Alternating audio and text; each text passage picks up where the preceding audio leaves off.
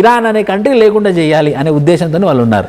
అంటే ఈ యుద్ధం గురించి నేను అడిగే ముందు బట్ జనరల్గా చూస్తే అమెరికా విషయంలో నిన్న మొన్నటి దాకా అనుకుంది ఏంటంటే ప్రపంచంలో ఇంతకంటే పవర్ఫుల్ దేశం లేదు, వాళ్ళు తలుచుకుంటే ఏదైనా చేయగలుగుతారు. ఈవెన్ నికోలస్ మదురోని ఎత్తుకొచ్చేసారు, దేశ అధ్యక్షుని పట్టుకొస్తే మాట్లాడే దిక్కు లేదు ఇంటర్నేషనల్ సొసైటీలో. సో ఇలాంటి కండిషన్లో ఇరాన్ లాంటి ఒక దేశం ప్రపంచానికి ఒక రకంగా ప్రూవ్ చేసిందా? అంటే అమెరికా ఏమీ పెద్ద మానవాతీత శక్తి ఏం కాదు, they are just like other country అని ప్రూవ్ చేసిందా? అంటే ఇంతకాలం యుద్ధం చేసి ఇలాంటి ఒక క్రిటికల్ కండిషన్లో యూఎస్ని పెట్టి ఖచ్చితంగా ఇది ఇరాన్ ప్రూవ్ చేసింది. అంతేకాకుండా ఏవైతే ట్రంప్ ట్వీట్స్ చేస్తున్నాడో వాటికి టిట్ ఫర్ లాట్ లాగా వీళ్ళు రీట్వీట్ చేస్తున్నారు అనమాట. ఓపెన్ చేయండి అంటే కీ మర్చిపోయామని చెప్తున్నారు వాళ్ళు.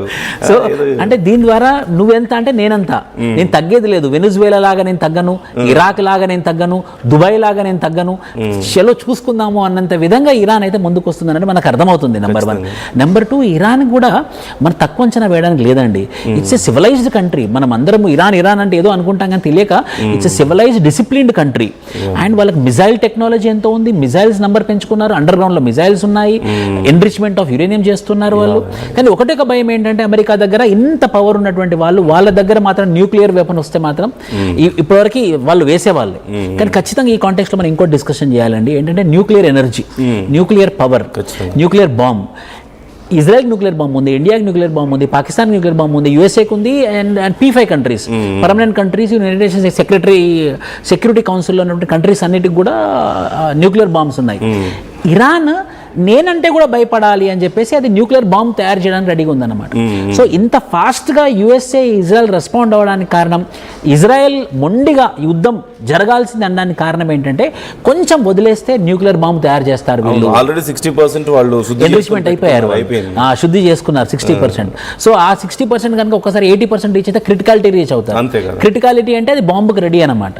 ఇప్పుడు మనకు ఒక ఓపెన్ హైమర్ అనే ఒక మనిషి ఉండేవాడు, సైంటిస్ట్. ఓపెన్ హైమర్ ఆ సినిమా కూడా వచ్చింది. ఆ ఓపెన్ హైమర్ మూవీలో కూడా చాలా క్లియర్గా చెప్తారన్నమాట, ఇది ఎంత న్యూక్లియర్ పవర్ ఎంత మనం భయపెట్టడానికి వాడతామో మనిషి మానవాళి లేకుండా చేయడానికి కూడా అంతే కారణం అవుతుంది.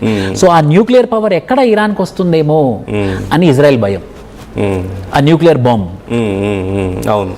సో ఇప్పుడున్నటువంటి పరిస్థితుల్లో ఇరాన్ కండిషన్స్కి ఒప్పుకోవడానికి అవకాశం ఎంత ఉందంటారు? అంటే చర్చలకైతే ముందుకు వచ్చారు, బట్ ఇరాన్ ఏం చెప్తుంది, వాళ్ళు మళ్ళీ వాళ్ళకి ఈ న్యూక్లియర్ ప్రోగ్రామ్స్ కంటిన్యూ చేసుకుంటాము అని చెప్పేసి రేపు కండిషన్స్ పెట్టే పరిస్థితి ఉంది కదా.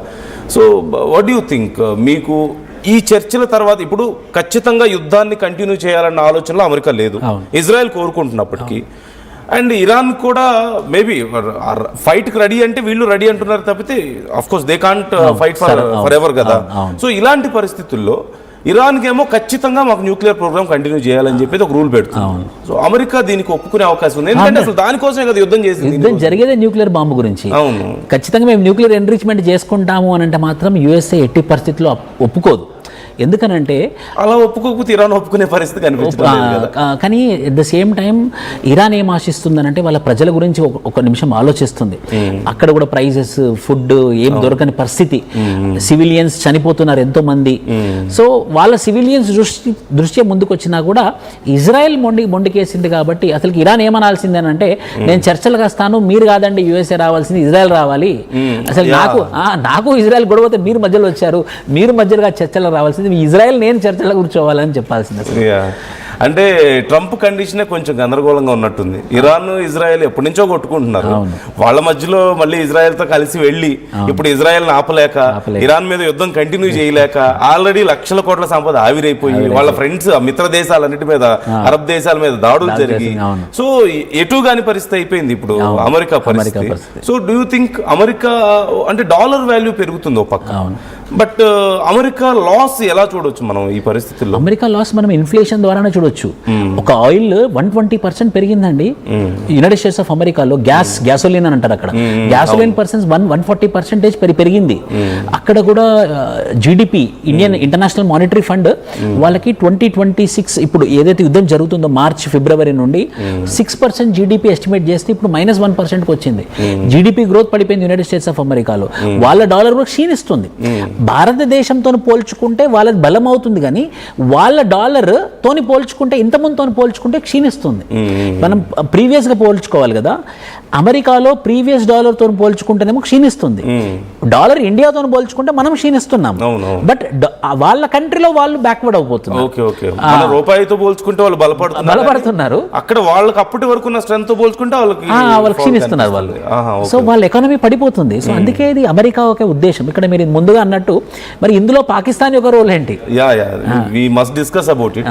అంటే పాకిస్తాన్ ని సెలెక్ట్ చేసుకోవాల్సినంత అవసరం ఏమొచ్చింది ట్రంప్ కి అనే క్వశ్చన్. ఎందుకంటే ఇండియా ఖచ్చితంగా ప్రపంచంలో ఒక శాంతి దేశంగా ఉంది, and Israel respects us, and even Iran కూడా మనల్ని రెస్పెక్ట్, అంత క్రిటికల్ కండిషన్ లో కూడా మన షిప్స్ ని అలౌ చేశారు స్టిల్. సో అలాంటి ఒక పరిస్థితి ఉన్నప్పుడు ఎందుకని ఇండియాని ప్రిఫర్ చేయలేదు? సరే, రష్యా, చైనా లాంటి దేశాలు బలమైన దేశాలు ఉన్నా అమెరికాకు వాళ్ళంటే ఇష్టం లేదు ఎప్పటి నుంచో. బట్ ఇండియాతో వాళ్ళతో ఉన్నంత రైవలరీ కానీ ఇది లేదు కదా. బేసికలీ మనం అర్థం చేసుకుంటే ఏషియా అంటే ఇరాన్ ఉంది, ఏషియాలో ఇరాన్తో యుద్ధం అవుతుంది కాబట్టి ఏషియన్ కాంటినెంట్ నుండి, ఏషియా ఖండం నుండి ఎవరైనా మధ్యవర్తిత్వం వహించాలి. చైనా వద్దు, రష్యా వద్దు. సో థర్డ్ పవర్ఫుల్ కంట్రీ ఎవరు? ఇండియా. కానీ ఇండియానే పవర్ఫుల్ చేస్తే ఇండియా ఎప్పటికైనా నాకు విరుద్ధమే, ఎందుకంటే వాళ్ళు రష్యాకి దగ్గర. సో నేను ఇప్పుడు ఎవరిని లేపాలి? నేను పాకిస్తాన్ని లేపాలి. అలా అంటే నేను ఎవరిని పక్కన పెట్టాలి? నేను ఇండియాని పక్కన తీసుకోవాలన్నమాట. సో ఇండియాని పక్కన పెట్టేసి ఎవరితోని ముందుకెళ్తుంది అంటే పాకిస్తాన్. ఇండియాకి ఆ ఛాన్స్ దొరకకుండా చేసి పాకిస్తాన్ని సౌత్ ఏషియాలో పెద్దగా చేయడం. ఇండియాకి బిగ్ బ్రదర్ రోల్ ఉంది. So India big brother role అంటే automatically Russia big brother role.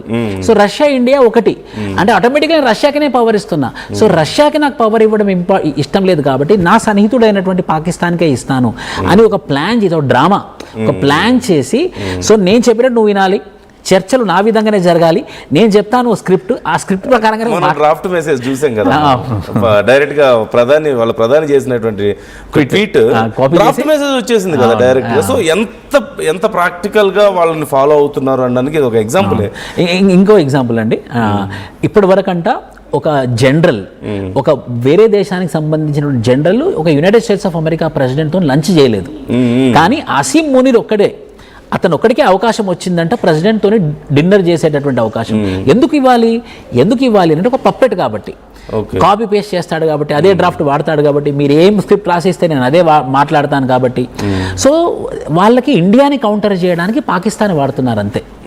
మళ్ళీ ఇండియాని ఎందుకు కౌంటర్ చేయాలి అని అంటే రష్యా ఇండియా ఒకటి కాబట్టి. అండ్ మోర్ ఆఫ్ ఇండియాకి ఆ క్రెడిట్ దక్కడం మేబీ ట్రంప్ కి ఇష్టం లేదు, తట్టుకోలేడు. ఆపరేషన్ సింధు కూడా మీరు గుర్తుంటే అప్పుడు పాకిస్తాన్ సైడే ఉన్నాడు. అవును, ఎప్పుడైనా కూడా ఈ ట్రంప్ పాకిస్తాన్ కే సపోర్ట్ చేస్తాడు. మనకి యాంటీగానే ఆయన స్టేట్మెంట్స్ ఇచ్చాడు కదా, మన యుద్ధ విమానాలు కూలిపోయాయని చెప్పాడు, నేనే ఆపానని చెప్పాడు. ఇవన్నీ నరేంద్ర మోడీ గారు నాకు ఫోన్ చేసి యుద్ధం ఆపండి, మా వాళ్ళు అవ్వట్లేదని చెప్తే నేను అందుకే ముందుకు వచ్చానని చెప్పాడు కదా. బట్ అన్ఫార్చునేట్లీ మన నాయకులు ఆ విషయాల గురించి మాట్లాడలేని పరిస్థితి. ఓకే, అది వేరే సబ్జెక్టే అనుకోండి. సో ఇప్పుడున్న పరిస్థితిలో పాకిస్తాన్కి ఇది ఎంతవరకు కలిసి వస్తుందని మీకు అనిపిస్తుంది? అంటే వాళ్ళు నోబెల్ పీస్ ప్రైజ్ కావాలని చెప్పేసి ఇప్పటికే వాళ్ళ స్టేట్స్లో డిస్కస్